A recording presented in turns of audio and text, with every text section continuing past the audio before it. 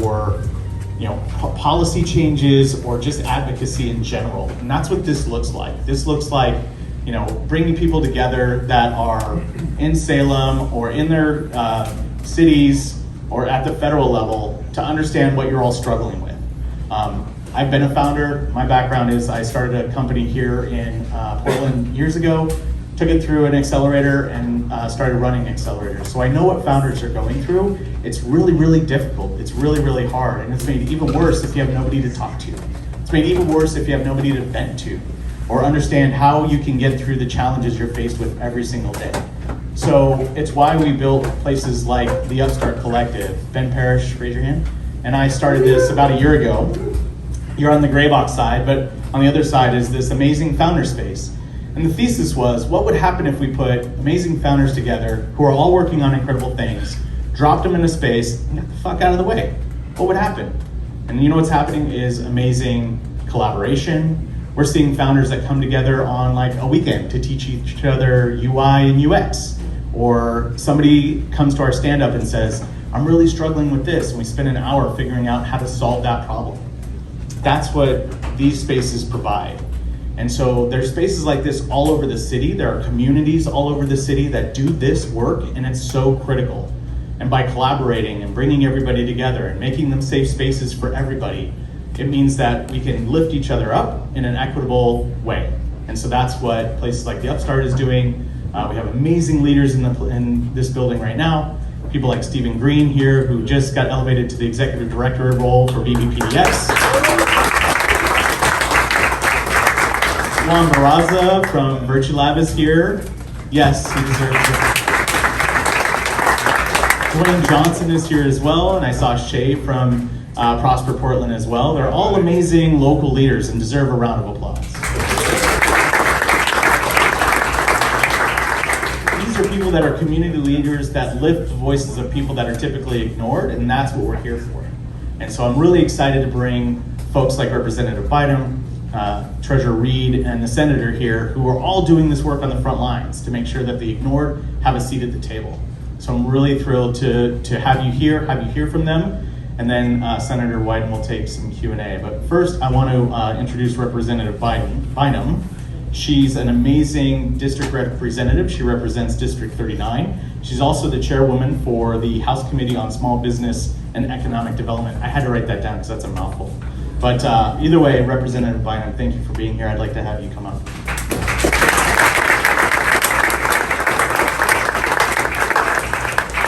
All right, good morning, everybody. Good morning. Hey, I love y'all. I feel like I'm with my people.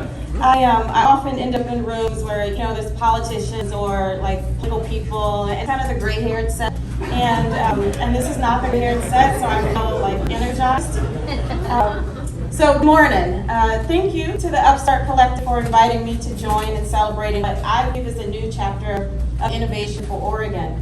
As an electrical engineer, like being in this room gives me energy, and it gives me a lot of power to keep going and pushing on and saying that we're open for business in Oregon. Despite all the things that may have happened in the last 10, 20, 50 years, like we're open for business here. So when I first became a state legislator, I brought two perspectives that still guide me every day. So the first is as a small business owner, I understand the day-to-day challenges of running a company while balancing responsibilities to my community and family. So like this morning, I just had a conversation about what are protocols for approving payroll. Like you approve your own pay, like you have to have some controls, right? Those are the things that, as a business owner, I bring that perspective, especially in the legislature, because we're trying to manage cash flow. And if you're not managing cash flow, you're not managing anything. So I place a high value on education as a means of workforce development and economic prosperity. And the main reason I got into the legislature was because as a business owner, I was seeing kids who were not prepared. They didn't have the soft skills. They didn't have the hard skills, like being able to do math, just very simple math very quickly. I felt like we needed to do a better job in Oregon investing in education.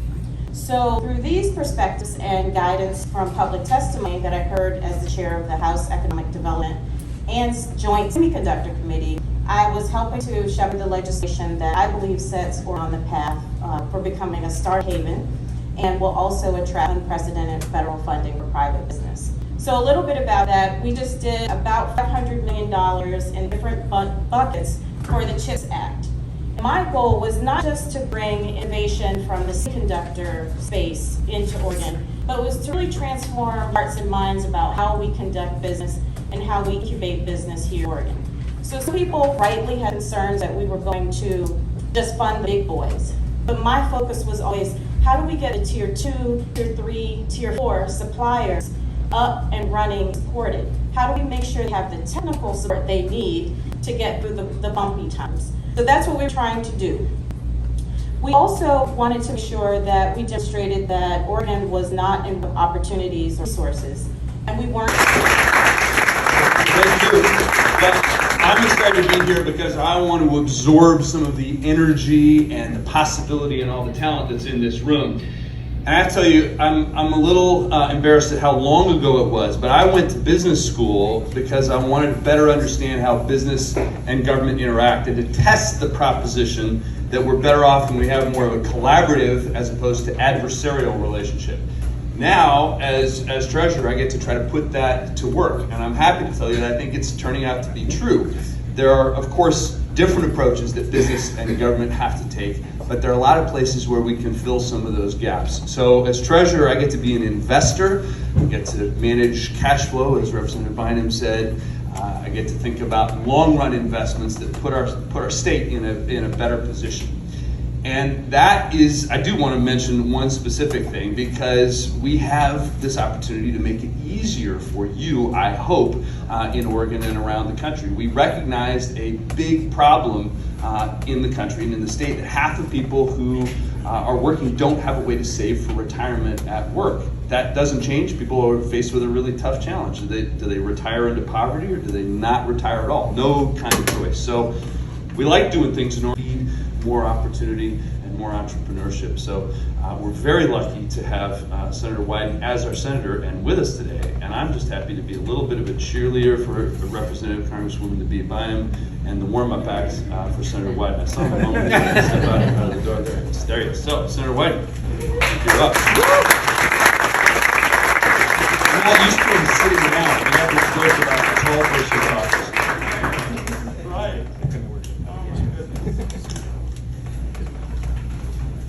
We're going to make this a filibuster-free zone, okay? Everybody, you want to get to your questions. I think you've got to start with the proposition that Oregon is overwhelmingly a small business state. When you've counted out a few big guys, starting with Intel, our largest employer, 22,000 people, and 5-6 others, you've covered the landscape. You're done with the big business guys.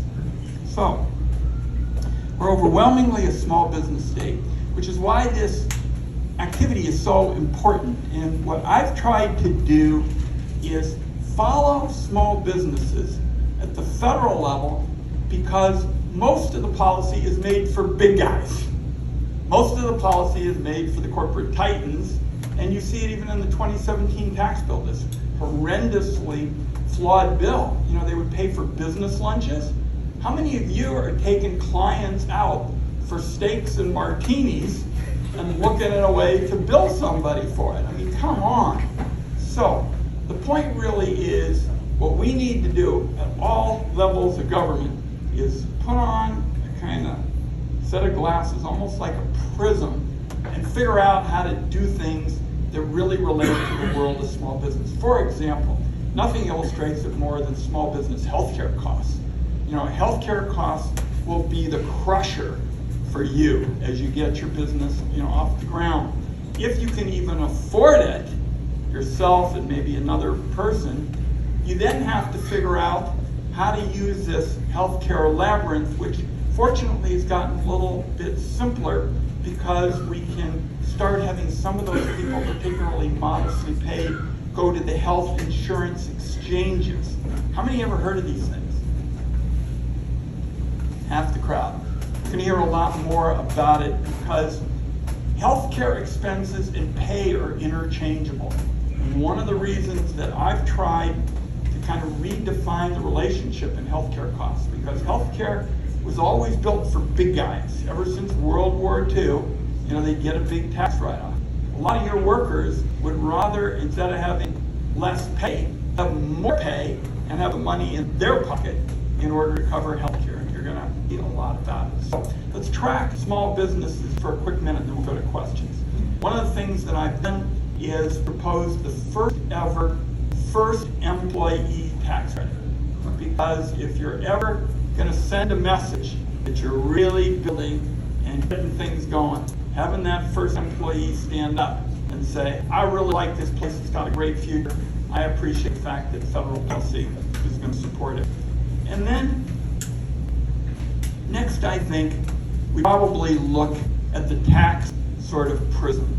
Most of you as small businesses are to be paying taxes like individuals. How many of you knew that? Less than half.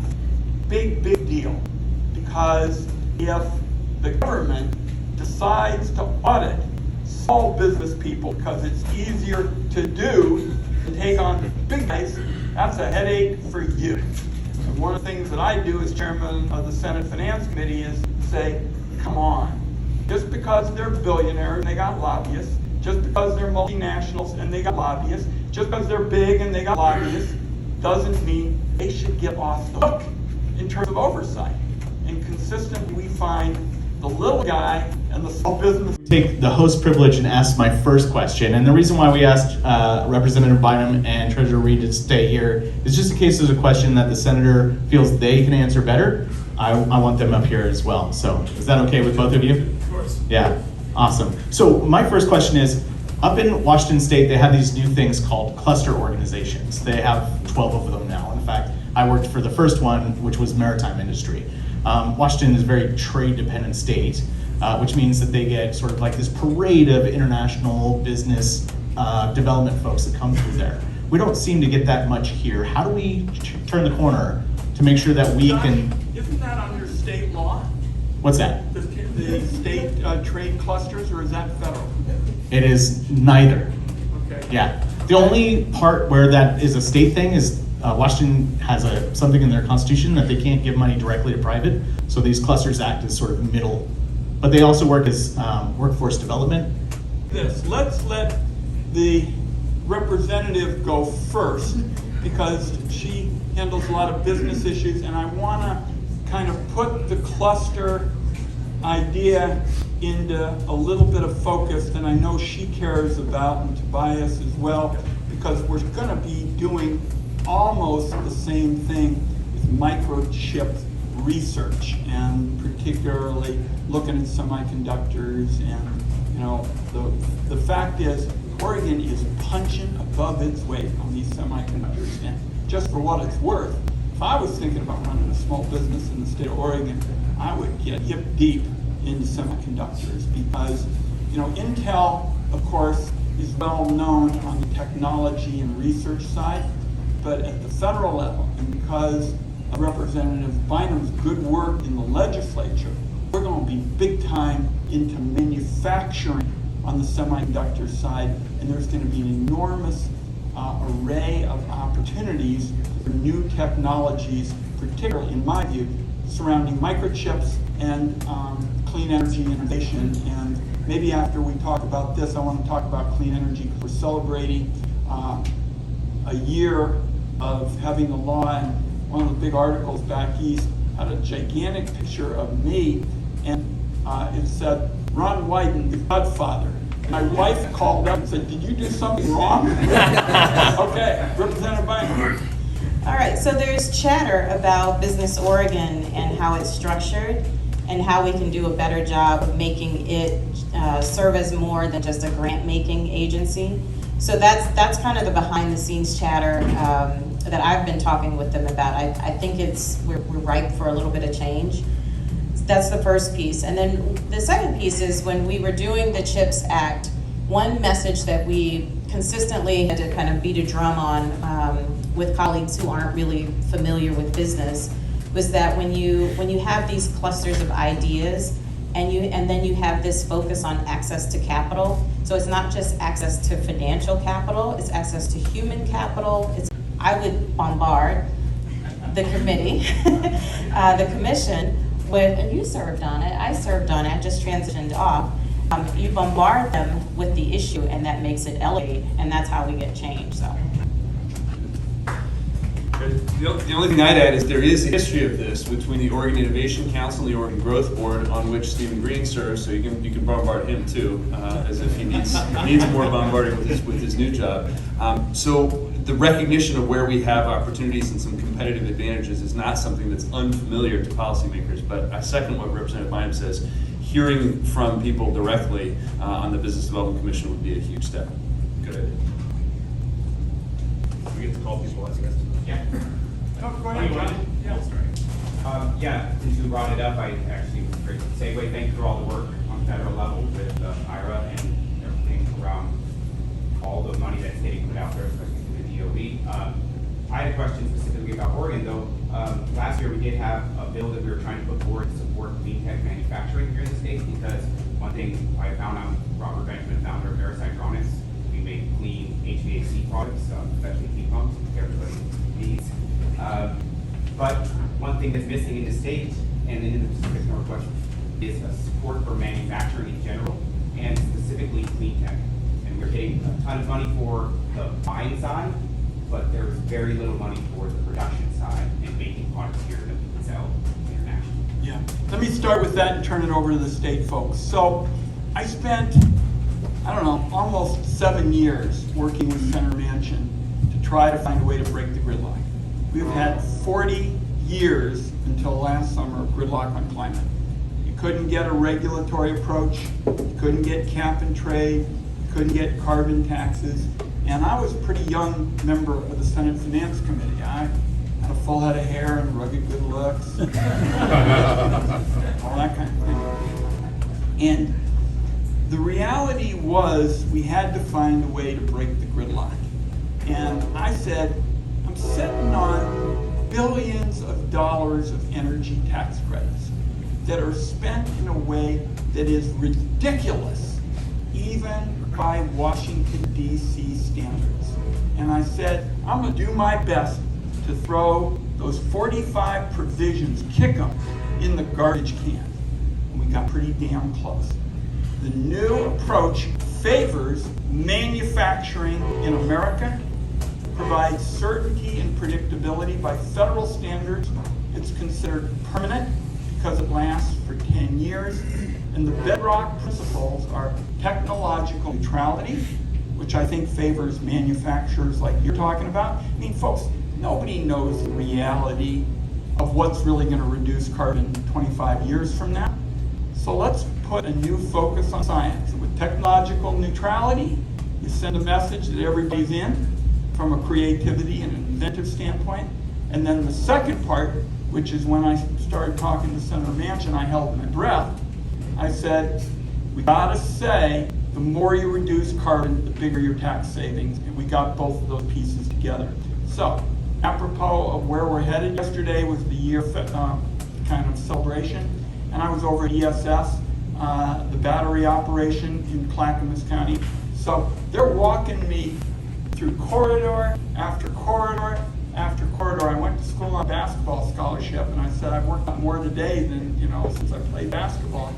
And I said, this is amazing. You know how they left it? They said, Ron, come back in a few months. We're going to have another big building because of the change. And so I'll let Representative Bynum and Treasurer Reed have at it. But I think Oregon is really well positioned now on two of the central kinds of opportunities for businesses of all sizes in this state. Apropos of what I told you was one of the biggest concerns I have for small businesses is all the laws get made for big guys. In the clean energy space, in the semiconductor space, there is a big lane, a big berth for innovation and creativity of small businesses, and the three of us are all in to help. Representative Bynum, you want to talk about what y'all are doing in the state? Yeah, so 2 points. There's evidence to suggest that the governor is interested in expanding manufacturing in the state. I don't want to speak for her, but in our conversations, especially as we were working on the CHIPS and Advanced Manufacturing Act, she was very deliberate about putting money in, expanding the scope of the bill. So that's one piece of good news. The second piece is just a little bit of kind of a legislative primer. so that when you're running into these problems, everything is about timing. So we just finished a long legislative session. This is an odd number year, right? 23. That's when all the bills have, any bill, anybody with an idea can submit a bill. We have unlimited bills. That may not last, but we have unlimited bills. But going into the even numbered years, as a representative, I get 2. And basically that means that bills that didn't quite make it in the long session, that are really important, or maybe just needed just a little bit more help to get over the finish line, that's what we do in February. So if you have an idea, or if you have something that you want passed, you really need to start working on it in the even number year, so it's ready for the odd number year, and it's ready to go. That's the second piece. The third point is, as I mentioned before, it is vitally important that you educate legislators on what's happening in your business space. So the tour that Senator Wyden took, that takes us from here to here in being able to advocate for what you need and what you want. And you as a business person or as an employee, in my opinion, you have the right to ask for 2 things. Number 1, a visit from your state senator and your state representative, 15 minutes each, where you live and where you work.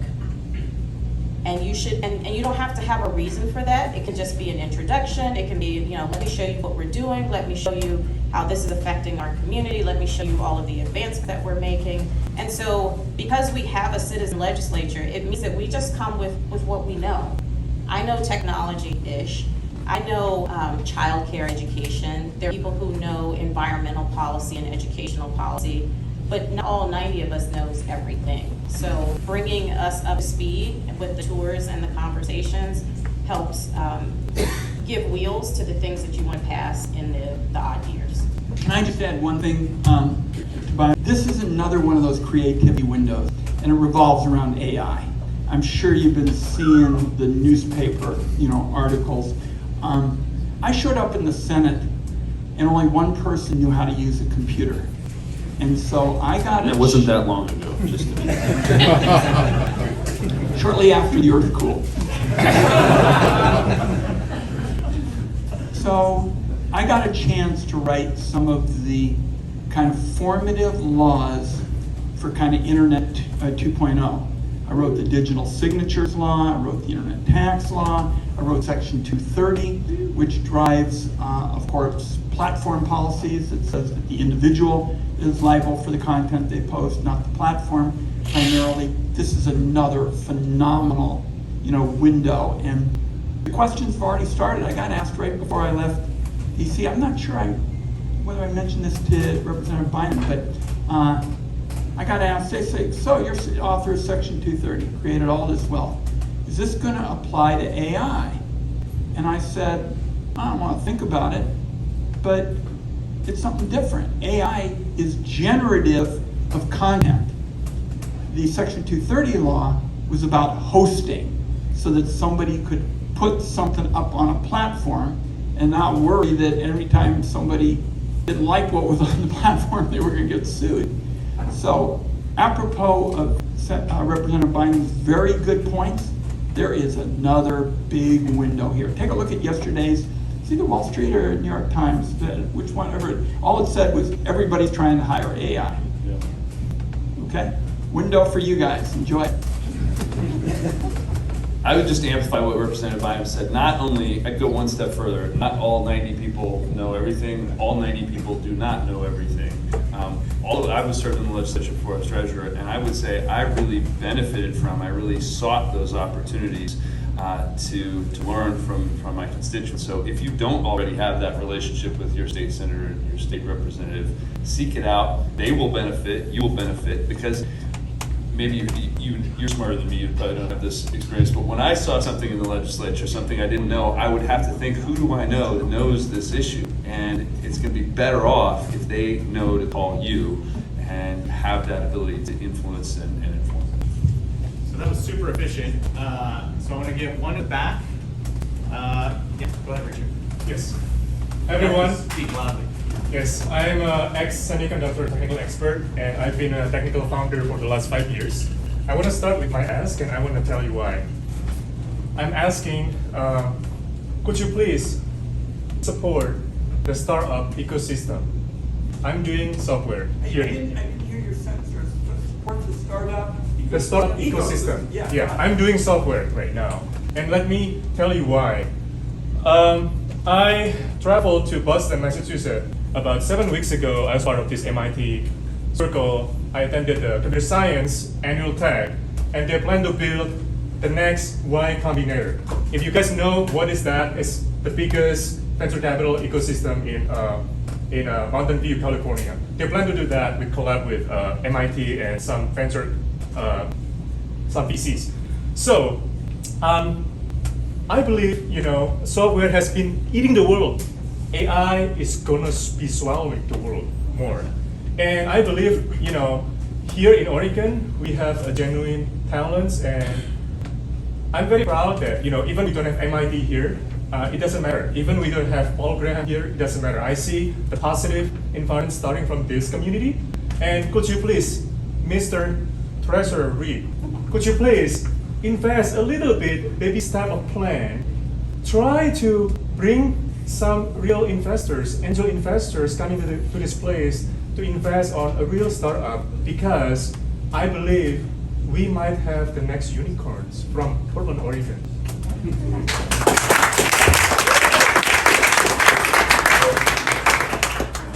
Yeah, absolutely. That is part of our job. We've got to invest the pension fund, the short-term fund, all these things. But it gives us an opportunity to interact with investors from all over the world. And you have no bigger cheerleaders for Oregon than the three of us. I'm happy to be part of the unicorn caucus. I just wanted to give a plug to Launch Oregon, which is a new organization that the U of O has invested in. I drove here from Eugene. I'm the new managing director there, but I lived in Portland for 6 years prior to that, so I've been a part of the industry ecosystem here. And I'm super excited about what we're doing there because it's exactly that. And so I'm looking forward to seeing what comes out. I'm really glad you're here. I've heard about you. I've visited Launch Oregon. This is a person to know. So Josh, can I just put that in the context of, again, tackling practical problems in the Oregon way, which is innovation and being smarter and the unicorns that our buddy is bringing out. I was with Congressman Val Hoyle a couple of days ago. Got up, my daughter's here. I always have to wake her up to get her going in the morning. Everybody's sleeping, get in the car, and about an hour down the valley, the smoke is already getting to our eyes. We went to the U of O where they demonstrated an effort that they have been working on with a whole host of partners to set up a new network of cameras out in the woods as an early warning system. And they're bringing together private players, they're bringing together volunteers. And so, I hadn't really thought about even what I was going to say, but I said, I'm in the middle of these fires, they're burning, Congresswoman's running off to do her job, and I'm headed to other meetings. I said, look, these are not your grandfather's fires, folks. They are bigger, they're hotter, they're more powerful, they're sweeping over rivers, and we aren't gonna beat these new fires with your grandfather's technologies. We're gonna have to have exactly what you're doing at Launch Oregon and our guy there with unicorns. And let me do this. I'll give the last word to everybody else. But from my standpoint, as chairman of the Finance Committee, I can kind of end proceedings when I want, and I'll do the motions and all that. And so I'm going to end my side by offering a motion, an unofficial kind of just Oregon type thing. And my motion is that this wonderful conversation with these two terrific public officials be continued, and hearing no objection, it is so ordered.